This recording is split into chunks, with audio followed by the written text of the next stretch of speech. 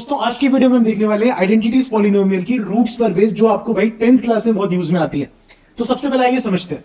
अगर एक quadratic polynomial है ax square plus bx plus c, तो हमें सिखाया जाता है कि सम ऑफ रूट्स होता है माइनस b अपॉन ए और प्रोडक्ट ऑफ रूट्स होता है c अपॉन ए, और फिर हमसे बहुत सारी वैल्यूज पूछी जाती हैं। आइए समझते हैं कैसे दिमाग में बैठाना है।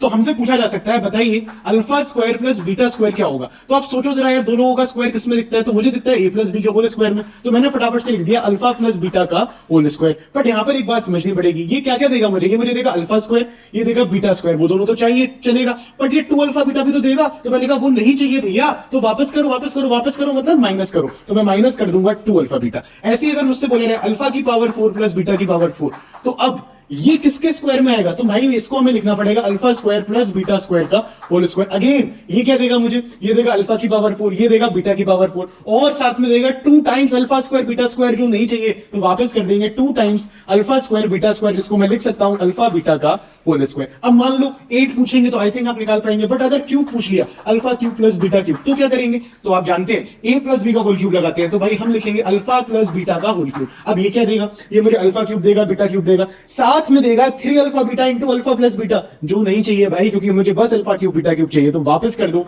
माइनस का 3 alpha beta into alpha plus beta. अब मान लो मुझे निकालना है अल्फा की पावर 6 प्लस बीटा की पावर 6, तो दो रास्ते हैं दोस्तों, क्यूब से भी निकाल सकते हो, स्क्वायर से भी निकाल सकते हो। मैं स्क्वायर का रास्ता अपनाऊंगा, मतलब मैं लिखूंगा alpha cube plus beta cube का होल स्क्वायर। सोच के देखिए अभी क्या होगा, अल्फा क्यूब का स्क्वायर यानी अल्फा की पावर 6, बीटा क्यूब का स्क्वायर तो 3 इंटू 2, अगेन पावर क्या हो जाएगी 6, साथ में देगा twice of alpha cube beta cube. ये नहीं चाहिए तो उसको कर दो वापस 2 times alpha cube beta cube, जिसको आप लिख सकते हो अल्फा बीटा का होल क्यूब। अब सर मान लो अगर आ गया अल्फा की पावर 5 तो प्लस बीटा की पावर 5, तो अब कैसे सोचेंगे? तो दोस्तों आपको ये सोचना है कि किन दो का सम होता है 5।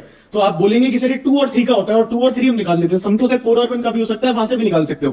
फिलहाल मैं 2 और 3 लिख लेता हूं। तो मैंने लिखा फटाफट से alpha square plus beta square into alpha cube plus beta cube. अब जरा देखिएगा, यहां से समझने वाली बात है। अल्फा स्क्वायर का अल्फा क्यूब में मल्टीप्लाई होगा सबसे पहले, तो आएगा अल्फा की पावर 5, चाहिए रख लिया मैंने। फिर अल्फा स्क्वायर का बीटा क्यूब में आएगा, तो भाई आएगा अल्फा स्क्वायर बीटा क्यूब, जो नहीं चाहिए तो उसको करेंगे minus alpha square beta cube.